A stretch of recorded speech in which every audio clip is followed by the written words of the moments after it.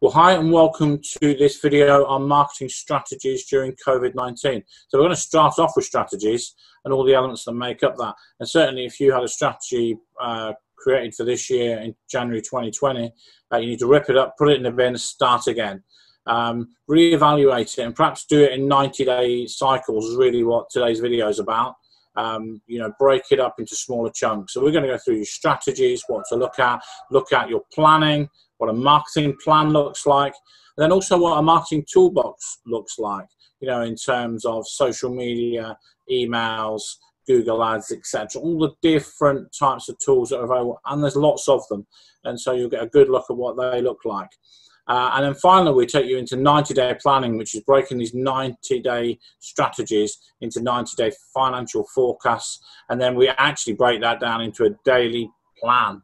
Okay, this is what successful business people are using to push their business every day. I hope you enjoy it. If you do, click on the subscribe button. There's about 1 or 2 videos coming out every week. And switch on notifications and you'll find out about them straight away. Okay, well, thanks very much for your time. I hope you enjoyed it and see you all again soon. And if we don't get to it for whatever reason, just send me an email.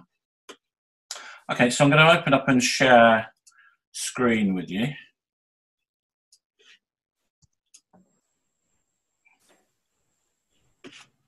Okay, are we all seeing this screen?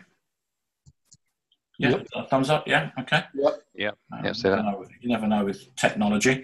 So this is just a really quick overview. I'm not going to spend hardly any time on this, but this is really what we're going to discuss, going from a strategy to a 90-day plan. And that effectively means a strategic look at your business. But actually, when we get to the right-hand column, the 90-day plan, you're actually going to be able to look at things within a half-an-hour window. And that's really the secret here. In what we're going to talk about today, how you take a strategy and how you bring it into a half-an-hour window. And so these are the key elements really from myself. Underpinning everything, as you see at the bottom here, motivation and execution. As I said in a lot of these webinars, you've got to be motivated to do it and then you've got to execute it. So my hope from today that you'll pick at least some things up today that will make a difference for your business. And I can tell you that this, this 90-day forecasting and 90-day planning is exceptional. And businesses that do it and work it get exceptional results. So we're calling it, marketing strategy, and really this one's marketing during COVID-19. Well, why does that make any difference to marketing at any other time? Well, firstly, there's probably a big chance that you need to rip up whatever you did in January. Yeah, because in January you probably wouldn't have been taking account of this pest analysis we're talking down here, middle of the page: political, economical, your social, and your technological issues that are out there. So normally when you're doing a strategy, you take account of those. Of course, in January that entire framework is now changed. So if you had done something in January, you just wouldn't have been able to take account of what's happened. So your strategy document's worthless, although it may have some good things in there. You need to relook at it again.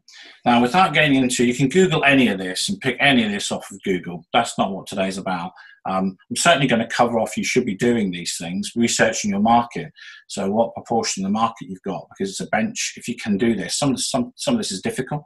But understanding your pricing and your services and where your opportunities are there, typical textbook marketing strategies that you need to do. And you don't need me to tell you about those. But what I do think you need to be looking at is, what does your business look like in 1, 2, and 3 months? Yeah, so we're covering off this 90-day element again. What is your business going to look like? And I think, now is a time to take stock of your current situation. Now, but just bear in mind, if I haven't talked about this before, and if I have, forgive me, but it is important. When we come up against a challenge in our lives, personal or business, we use 2 things to deal with those challenges effectively. They'll be your experience and your knowledge. They're the 2 main things that you're going to use to deal with a situation: your experience and your knowledge. No one has experience of this situation, and no one has any knowledge of it. So this is why initially we saw this great void appear where people really didn't know what to do. So what you do need to do is maximize out your personal development and gain as much access to information as you can, like you're on here now, and hopefully you'll pick up some stuff. But that's going to be really important in understanding of how you deal with the situation. If you're not armed correctly, you can only use the tools you've got that are in your knowledge and in your experience. And if they're limited, then your response is limited. So hopefully today we're going to go through some things that are going to open up your armory and give you more tools to deal with the situation in hand, because beyond a no doubt, we face the biggest challenge in our business careers, bar none. So understanding then what your business is going to look like means that you may need to do some research away from here about what sort of shape your business might look at, and look at, as I said here, a SWOT analysis, a pest analysis. What is it going to look like in 1 month? What am I going to look like in 2? What am I going to look in 3? Very few people are going to look the same. So if you think you're going to look the same, why do you think that? Are you going to be able to talk face to face with anybody in the next 6 months in business? Doubt it. You know, so, and we're just talking 1, 2, and 3 months. And that's what I'm saying here. We're doing little small chunks, but what are we going to look like? And what do we think, and how do we think we're going to do business? So that means a real detail into that so that you can understand that. But probably that my overriding thing, whenever I talk to anybody, whenever I work with anybody, and we're looking ahead, is what do you like doing? So this is why it's a moment to take stock right now. Is, do you enjoy what you're doing? And if the answer to that's yes, fine, work your way forward. If the answer to that, well, I like doing X, Y, and Z, but I don't like, you know, A, B, and C, then what the strategy has to be involved is, how do you do more of the X, Y, and Z, and not just get more of the A, B, and C? And this is the moment that, and I talk to coaches about this, and even very, very, very, very good coaches sometimes don't actually look at themselves and say, actually, I really like doing this type of work as opposed to this. So like say if you're a coach and you're a real good turnaround specialist, it's what you're good at it, but actually you enjoy mentoring, then the focus of your strategy needs to be around how you get more mentoring clients. How are you going to do that? Not how you're going to get more turnaround clients, because that's actually something that you might be good at, but it might not be something you want to do. So it's what you like doing, you want to do more of. Because how does someone compete with you if what you're doing is your hobby? How can they beat you at it? I love what I do, so I can be here till midnight last night, like I was last night, till midnight. I love what I do. I'm hard to beat, aren't I? Because I'm not actually, it's not work. So that's why you need to focus on things you really like doing, because you're easily motivated. You can keep your motivation, and you can put hours and hours of effort and determination into it. Whereas someone who's just doing it as a job will never compete with you on the quality and the consistency. So the strategy, that's what I say. Focus around what you want to do more of, what you like doing, and look at how that plays out over the next 3 months. I mean, critical behind that is that it pays your bills, you know, and that you can get good results out of it. There's no point in doing what you like, and at the end of the day, you go bankrupt. And inside the marketing strategy, there's 4 real things, I think, that cover off a lot of it in detail. So, and they go in this order, although the last 2 can be switched a little bit. But selling, I mean, this goes for products and services, yeah. Existing services to existing clients. We call that the WOO chart, and I'm going to show you a WOO chart shortly. So you have a list of services in most cases, and if you don't, you know, we will look at that later, but we have a list of services, and how do we move that into our existing clients? So which clients are using some of our services, and why? We'll go into the WOO chart in detail. Then new services to existing clients. So again, existing client, which means they're easier to sell to. We all know the cost of acquiring a new client is huge. So actually selling more to our existing clients and offering solutions to our existing clients is great. And then we go existing services to new clients. So again, services we've got, but this time we're going to put them to new clients, and then new services to new clients is the last one. So that's a focus around those things. But you know, the one that really sticks out for me there is the low-hanging fruit one that we'll talk about later, which is just putting more of your services into your existing customers. Hopefully you've developed a trust there, and they can pick up on those existing services and start to get value from your existing services. And then if you're bringing new services in, you certainly want to be having conversations or surveys, whichever, depends on how many clients you've got, the conversations about, would you be interested in this type of service, so that you're already building a base with your existing clients with a new service that you might launch. So you're just not launching it blind, because that's a dangerous thing to do. I'll give you an example. I used to sell workwear and PPE, and in the workwear market, navy was the biggest seller. So let's say you're going to launch a product. What colour are you going to launch it in? Well, you're going to launch it in navy, because navy represented singularly by itself 50 or 60% of the entire market in the UK. So you launch a new product in navy, and it gets picked up. What we knew from experience of our products, that we knew that black would be the next colour. Yeah, so now we launch it in black. So all you really need to get right is styling. So if you launch it styled correctly with influence from your customers, you already got a winner straight away.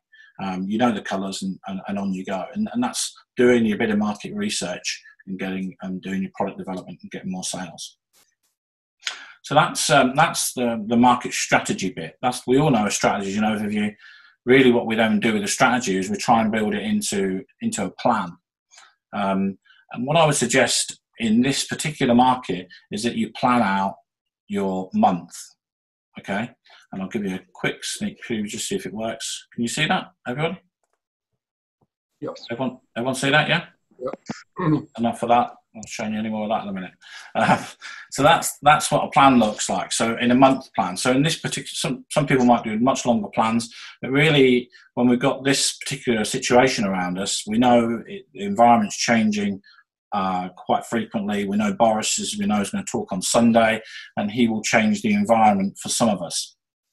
For certain, for example, he may very well open up estate agents. Okay, we all know I've got on estate agents as well, and if he does that, that releases £92 billion into the economy immediately. That's currently tied up. So that's quite a low risk activity, and they're the sort of things I think we'll start to see. So being aware of that environment is important, and doing this planning under a shorter period of time is also important. It takes a lot of discipline to do that, but it's important. All these things you'll see in a marketing plan. Discipline is singularly, although it's at the bottom of the list because it's boring, but it's singularly the single most important thing. So if you have great ideas and you're an ideas person, but you don't have the discipline to implement them, you won't get anywhere. So inside the marketing plan is obviously reviewing the activities that you currently do. Yeah, what things are you doing? So a really obvious one there. So you can use the toolbox to the right-hand side to look at that and just see, am I doing this? Am I doing that? Am I doing that? But inside of every one of these toolbox items to the right, there's a little strategy as well. So it's understanding them. But inside that marketing plan, just focus for sure, are you talking to your customers enough? I mean, how many of us are emailing our customers on a weekly basis or at all, or making any contact with them? Absolutely vital that we're doing that at this time, and whether your customers are currently trading or whether they're actually furloughing from you, if you like. Set out clear objectives. Now, these objectives are going to work alongside this 90-day forecast. So this is more than a marketing strategy you're looking at here. What this is actually is we create a strategy, we create a plan, and then we're going to create a financial figure that your business has to achieve, okay, in the forecast, in a 30, 60, and 90-day forecast. And so it's really critical that your plan builds that in. We're going to plan activities by day. I'm going to show you those type of activities in Joseph, for example, what we're doing by day. And then aligning these plans all together, so your strategy, marketing plan, picking your toolbox and putting it into your 90-day forecast. Picking the low-hanging fruit, that gets quick wins. The reason why low-hanging fruit is so important is because low-hanging fruit will bring you the investment for your next bit. It's expensive to get new customers. however anyone wants to, it's still an expensive thing to do. It takes time, energy, and cost. Low-hanging fruit, much easier to get to, and can deliver value for you, which then, you can use to reinvest to get more customers, because you do need new customers. New customers is the lifeblood of any business.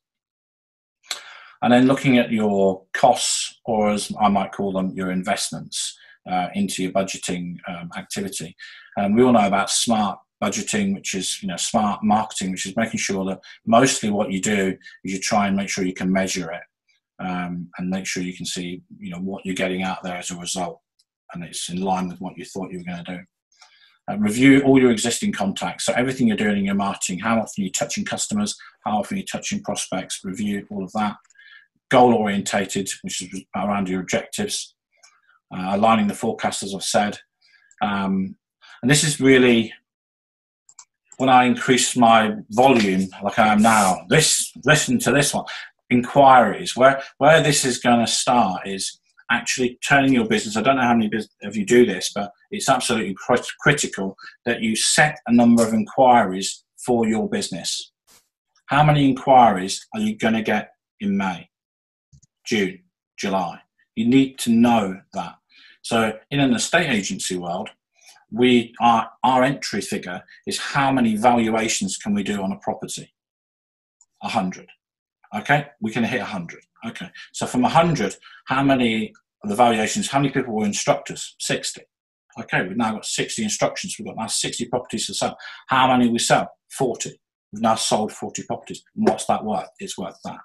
So you can see, if we can get to the ultimate number, how many inquiries are coming in, we can start to make a calculation of new business that we're going to bring to the party. That sits outside of what I was talking about, the Woo chart, which is around existing sales and existing, so that's extra as well. But the new business, so we need to understand, can we monetize, can we physically start to predict?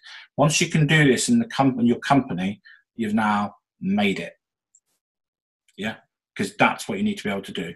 Get inquiries into the business. Obviously, you have to understand your conversion rate within that. How many are you going to convert?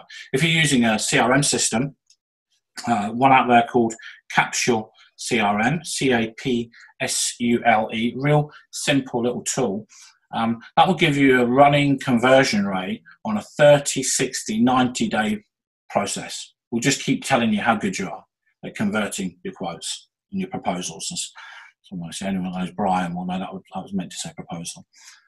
So you produce, you produce X number of proposals, and how many of them do you convert to a win, and how many you convert to a lose, and that conversion is important. So once you get a grip of that in your business, you can start to say, well, actually, I now know if I get 30 inquiries, I will get 15 of them, and 15 of them is worth 20 grand. That I know. I just know that now.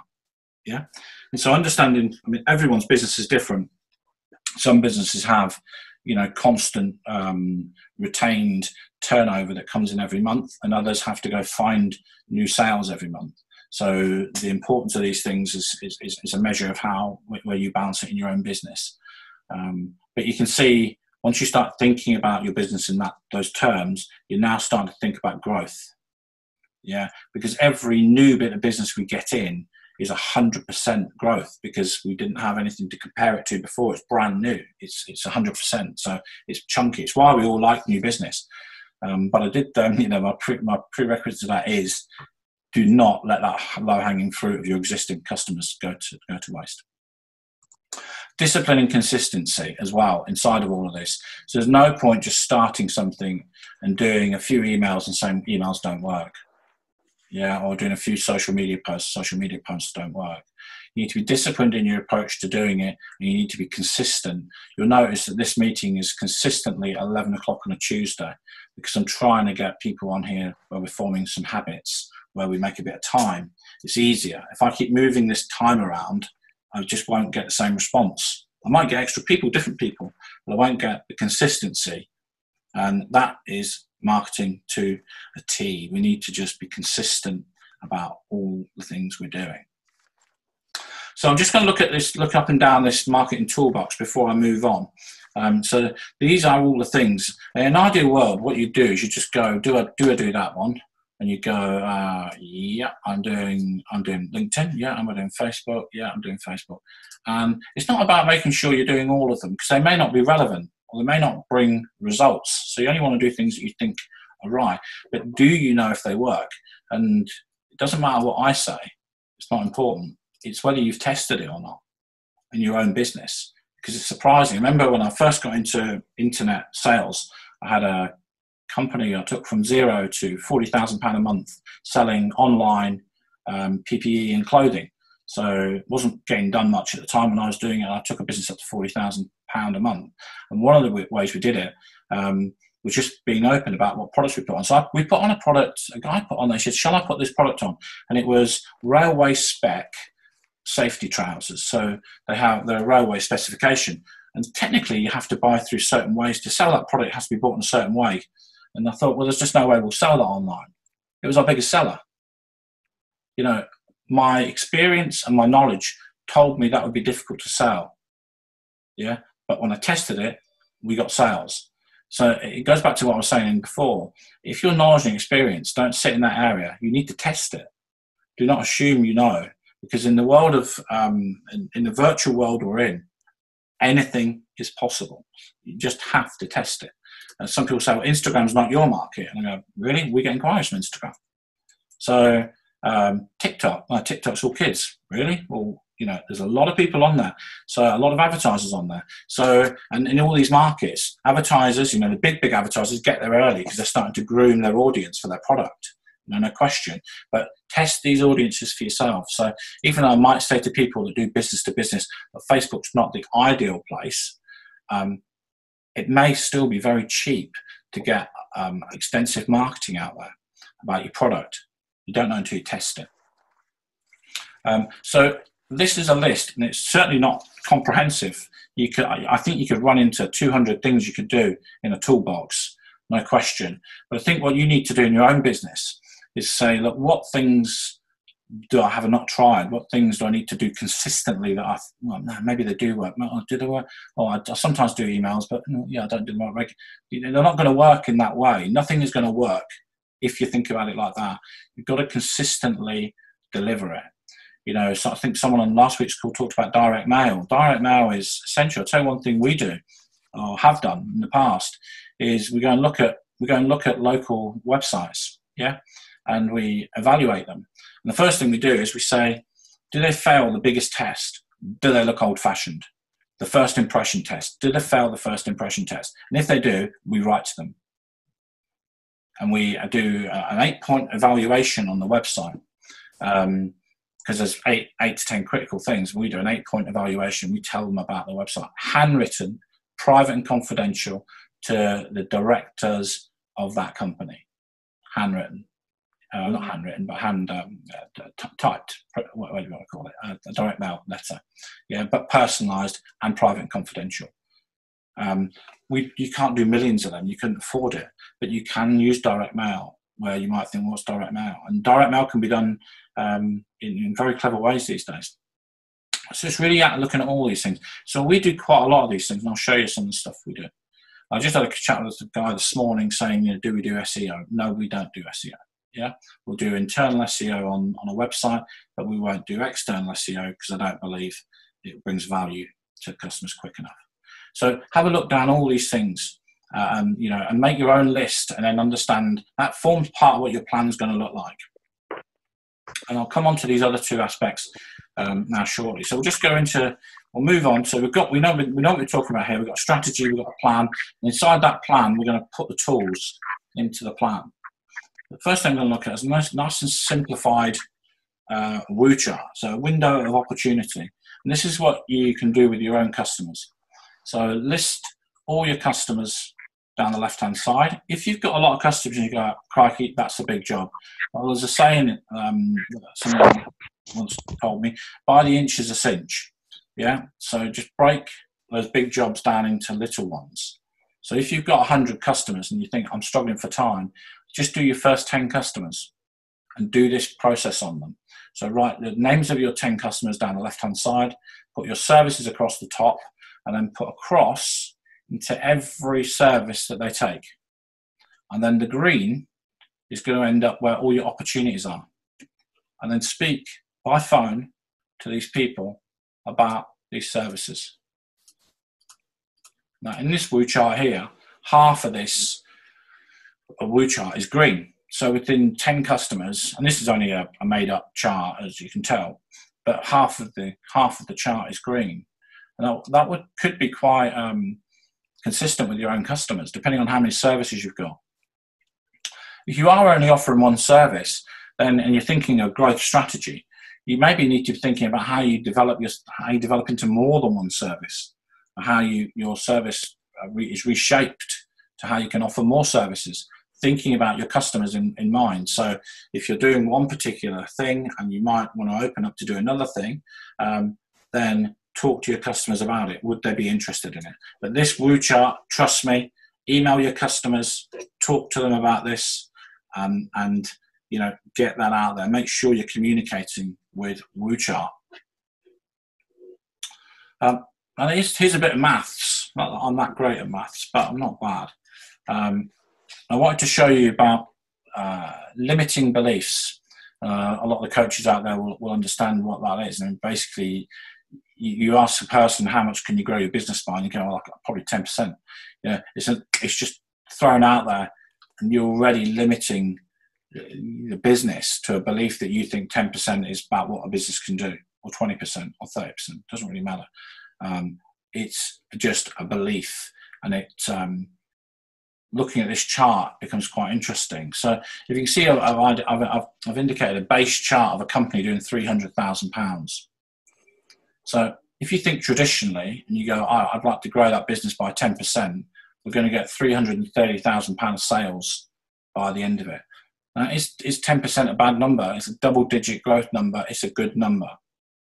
But actually, when you break it down, and this is the whole secret here, when we break it down into a month and then into a quarter, this is 10% here. It's quarter one, 75,000. If I grow it by 10%, I'll take it up to 82,500. So I'm going to take it up by £7,500. Okay, £7,500 in a quarter. As you break that down, that's £2,500 in a month. Are you kidding? You've got a growth strategy in your company and you want to grow it by £2,500. It's a joke, isn't it? Yeah. But if you were doing a financial budget for the year, 10%, I work with lots of companies, they'll sign off 10%, no problem at all. Tickety-boo, the board approves it, happy days, crack on, go achieve it. The budget gets put in the bin, gets put in the filing cabinet, no one ever looks at it again. And you beat your 10% because it's a crap target. Yeah.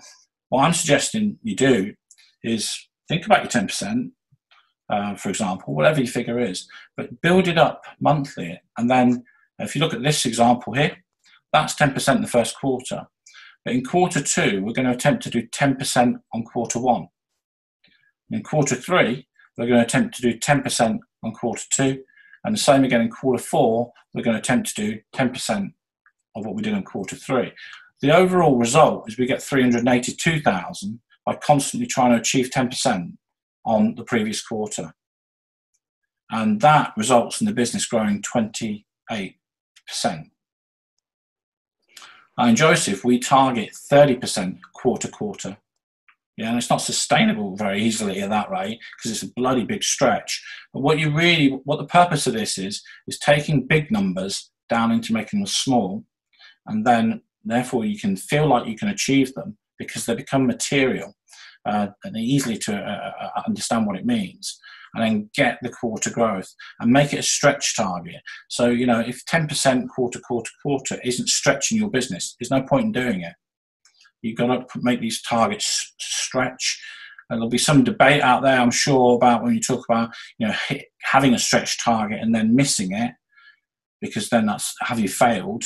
So you do have to have, a mindset that you're hitting a stretch target. You're trying to hit the stretch target, and if you just fall short of it, that isn't a failure. You've got superb growth in your business, when you're hitting that number.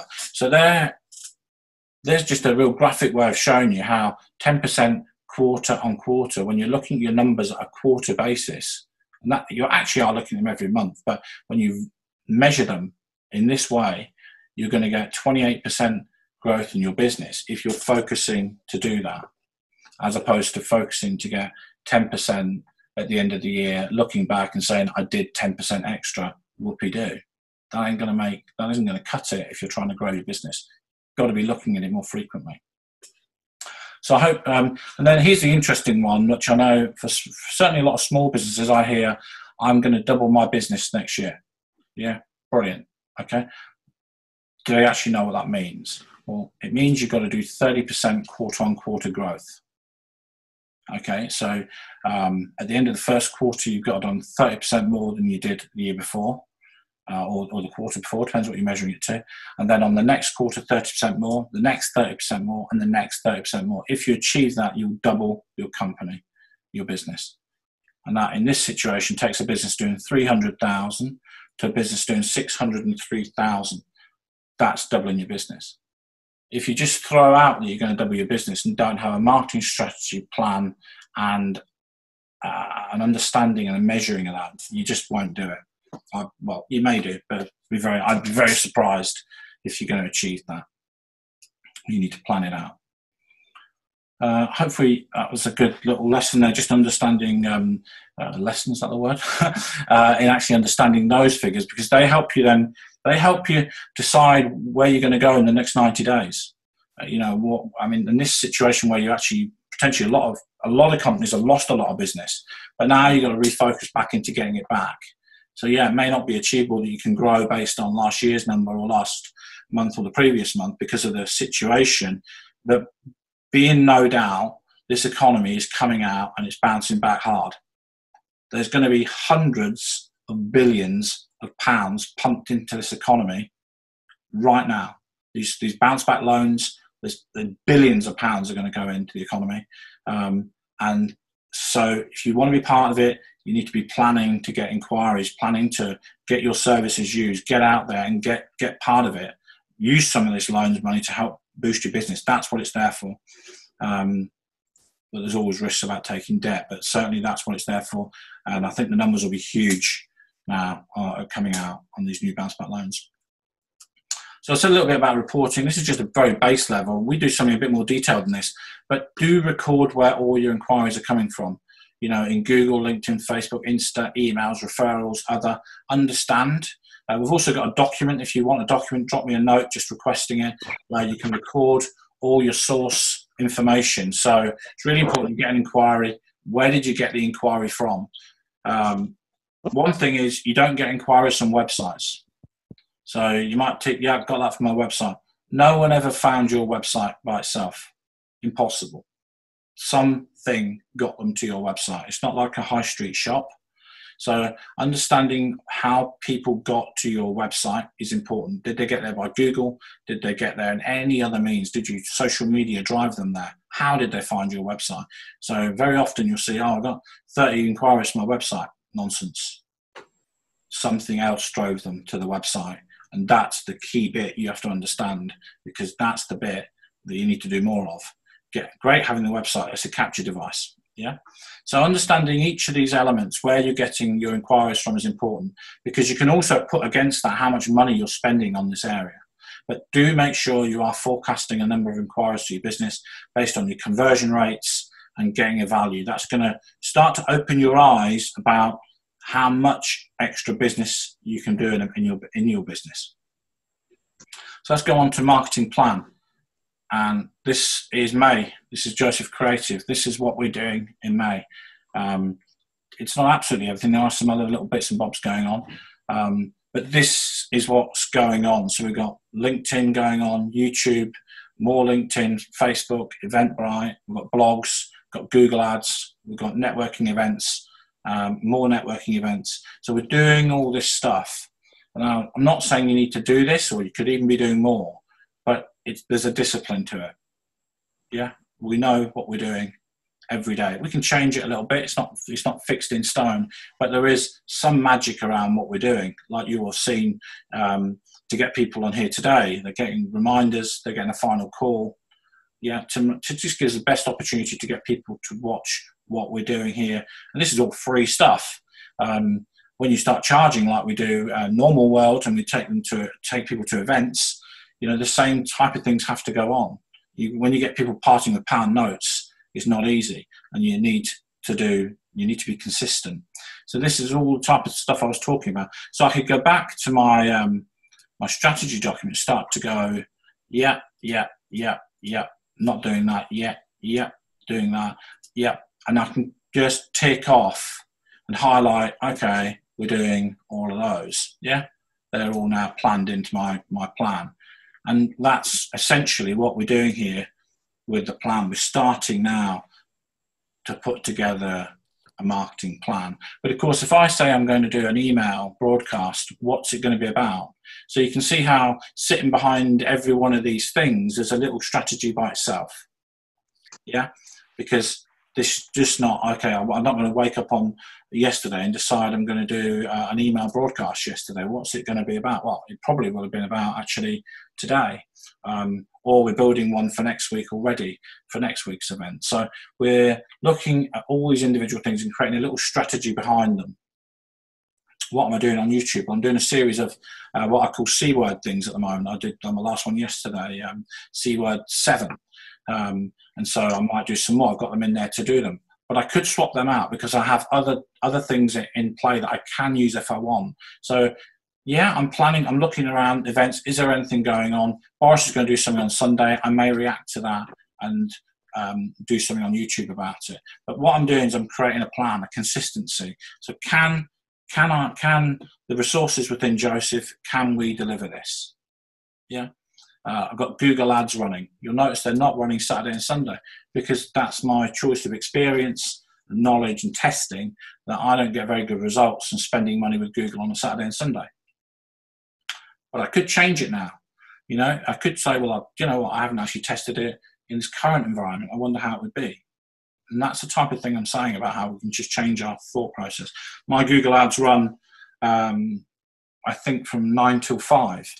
So if you Google me outside of those hours, I don't appear.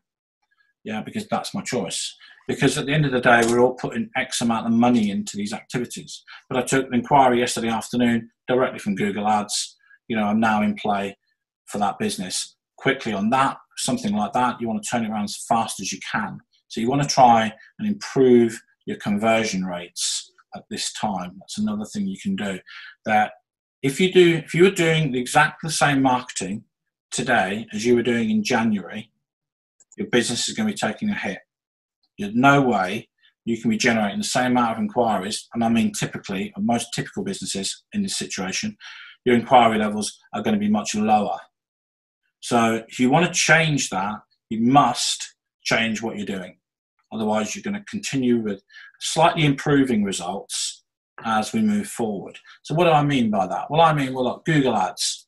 I can just turn that on now to I want to operate in the centre of London. I want to take inquiries out of London now. I want to take inquiries out of New York now, because the mindset of my audience is changed.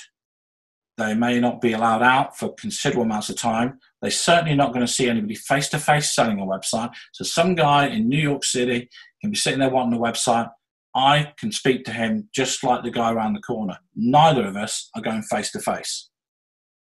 So I can choose now to say, actually, I'm going to see if I can do a little bit of business in a different city or a different town, village, country. It's looking at your market differently now, because the market's changed, the world has changed, it makes it easier. One thing for sure, as I've just said, if you just keep doing what you've been doing, you're going to fail, because the market isn't there in the same way. It has to be, you have to adjust it, you're going to have to turn it up. But what I would say is get much, much sharper around your technology delivery, making sure that you can do certain things faster. You will have less competition. Do you think I've got the same level of competition on my Google Ads as I did have? No. Some of the customers that are on here that are doing Google Ads will know that their competition is back, but it may not be back as strong, might not be as many, which means we've got a better opportunity in each of these situations. And as I've been saying all along this journey we've been going through with COVID-19 is do not go quiet, because you'll just think the market's quiet because you're not getting any inquiries. It's actually you're just quiet. The market is still out there. You just got to go after it and find it. It will be in different places. and open up your usual form of attack, increase it, and do all of these things. So as you know, we get a lot of work out of LinkedIn, and Google would account for possibly 80% of our inquiries to our business in those two things alone. But as you know, I've opened up a YouTube channel, which is, just started, and I'm just coming into, in the next few weeks, bringing in our podcasts. So I'm opening up 2 more opportunities to do business and look at how those markets, they're all, if you think about it, these 2 new things that we're doing, including this webinar, that's 3, these are digital things. These are how the audience are now going to absorb the information and the stuff that I'm talking about. You're here now, it's because we're just using something different. So technology is a major factor when we look at our estate agents. How are we going to, we're not going to easily be able to do everything we used to be able to do. So we're going to have to get involved with tech to deliver it faster, leaner and keener. So hopefully this plan gives you just an idea of what you need to be thinking about in your own business. Don't let that go, wow, bloody hell. Just start to pop in the bits that you do, and then do that, and then look at the chart and say, well, okay, well, what else can I do? What does it cost? And what's my return going to be? And that leads me on to 90-day forecasts. I've simplified these things deliberately, guys, because they are more complicated than this when you break it down. But this is essentially what we do here in Joseph as well. So it's a little bit more complicated than this, but we use this for when we're invoicing. So we set a forecast, and we actually predict if your business has got repeated.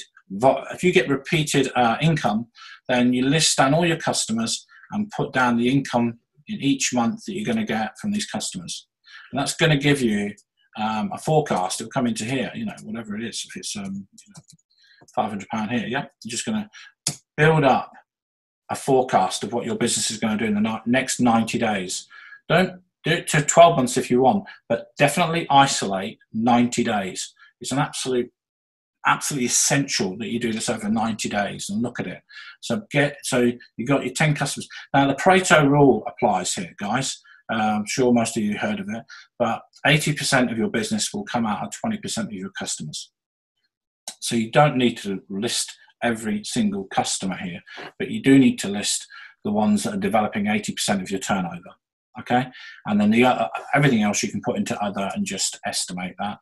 If you've not got huge amounts of customers trading with you at any one time, actually build it completely out and make it an exact document so that you know how much turnover you're going to do in May. How do you know that? Because you have April's figures. You now put April's figures into May, and you go down there. Am I still doing business with each of these customers, and at what level are we going to be doing business? And then you put in what new business you're going to get. Now you might need to use your services, which is the same thing, just round the other way, to understand how much more new business. So in my situation, I might say, okay, over the next 90 days, I want to do 10 websites. I want to do 10 prospector packages. Okay. And I want to do 10 social media packages. Okay.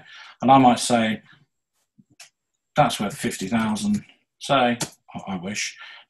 That's worth 10,000, let's say, and that's also worth 10,000. So this is new business. It's certainly not worth 100,000, is it? Let's be honest. Right. So what is that worth? Okay. So £70,000. So because this is what I aim to try and do. This is what, in rough terms, this is really what a 90-day forecast looks like. So you've done all your strategies, your planning and everything else, but what you're trying to do is work out in your world, in your services, how many new things and how much value is that going to bring you? And then you build it into here. Yeah? So that might be, you might do, I don't know, you might do 20,000 here, you might do 30,000, and you might do 20,000. Okay? So you're building into your forecast the value of these new bits here. This is what we're doing over 90 days. This is critical. This is unbelievable how this works. Because we're taking a yearly figure we know this yearly figure is some crazy number. We've just ignored that. We're bringing it right down to the quarter now, and we're just trying to say, okay, and maybe these numbers just look huge, but you can bring them down 2,000, 3,000, yeah, 2,000, £7,000 of extra business, and just knock a naught off of every one of these, yeah, depending on what your business is doing. Okay, 7,000. So I'm trying to do £7,000 of extra business. So £2,000 a month. Now, when we then take this, we create a plan. What we do is we create a locked-in number for 90 days. No matter what happens, that number doesn't change.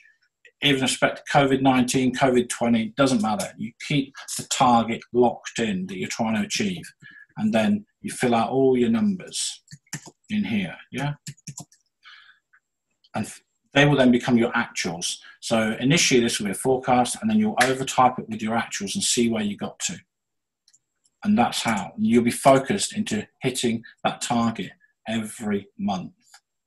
Yeah, and as you achieve that target, you can then have another analysis over here, which I have, which is shows you quarter on quarter growth and stuff like that. Then what you're going to do is you're going to take this into the 90-day plan. Okay. Now, the thing about a 90-day plan is it just sort of looks like your Outlook diary. Okay. And you think, bloody hell, are you serious? I've got to do another diary. And you don't. You can do these things with apps. You can do these things with technology. But what the big thing is about doing things in this particular way is focusing on the numbers. So what we do is we say, right, so what? Now we're in a week. So we've taken a 90-day forecast, and I said I wanted to do 10 websites. To make the maths easier, I could have said 13 websites or 12 websites, because these things are worked in 13-week cycles. Yeah, 4, 4, 5, or whatever way around it is. So in my 90-day plan, the first thing I'm going to do is my target is to do one website. My target is to do one prospector package, and my target is to do one social media package. So I've set just a nice weekly target. It's not complicated. Can I get a new website? Can I get a prospector? And can I get a social media? Now, this same rule applies to everybody else in your business as well. If they're in a selling capacity in your business, you can roll the same sort of process out. And then what you do is, from your pipeline, you'll have built up prospects. Yeah. So in here we've got Fred, we've got Jill, we've got Tracy, Sarah, Mike. We'll throw Dan in there just because we know Dan's on. Right? So we're creating a list of exact live prospects that we don't want to lose focus of. Now, if they're in a CRM system, yeah, it might send you a reminder. Yes, it might send you an email. Yes, there might be tasks. I don't care. This way is we're focusing on the value to deliver that in this week. And so what we do here is we'll say, well, look, we start at 8 o'clock and emails are blue. Okay, and this is how we work it. We're going to do emails. We're only going to do emails 3 times a day. Outside of that, we're not touching emails, because emails will eat the valuable resource of your time. And then you won't have time, didn't get time to call Fred, didn't get time to call Jill or Tracy or Sarah or Mike or Dan. Why? Because I was too busy today. Bullshit, you were too busy. You have to make the time to achieve these goals. So these things here, is we highlight these in yellow. Yeah, it's just 5 minutes, right? Okay, yeah, 5 minutes, that's all. So these are we highlight them in yellow, and then what we do is we create time in each day to get to these prospects. Now this is a rolling target, so new people might come onto here and they might fall off of here, but you might go, do you know what, between 10:30 and 11:30 I'm going to speak to some of these people.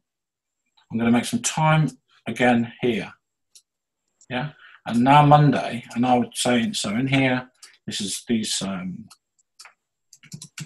our emails, because out of all of this, time may be okay at the moment, but when you get back to normal, time becomes difficult again. And in here, we're simply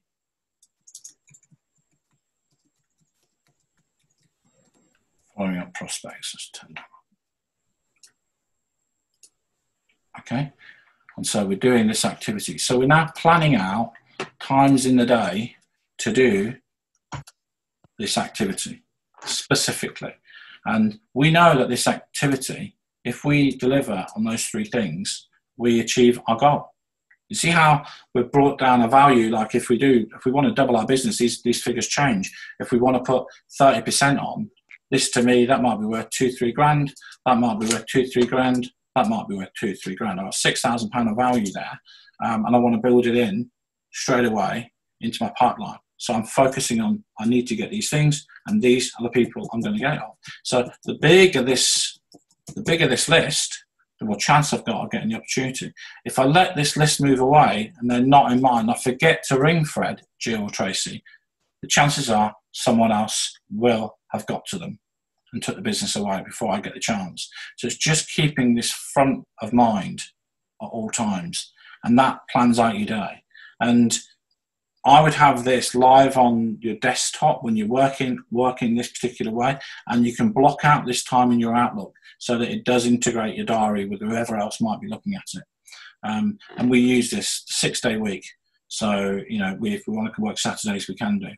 And quite an interesting thing on this particular strategy is locking down, rating your day out of 10. So if your day is focused on, and this whole plan, this 90-day plan is nothing new, by the way. This particular way I do it perhaps is just a variant of this plan, but really it's about trying to be great in every day that you have. So you have 90 days to achieve your overall quarter plan, but you break that down. That's every day you want to be great at trying to get to that target. So your focus becomes every day, I'm going to focus on my target.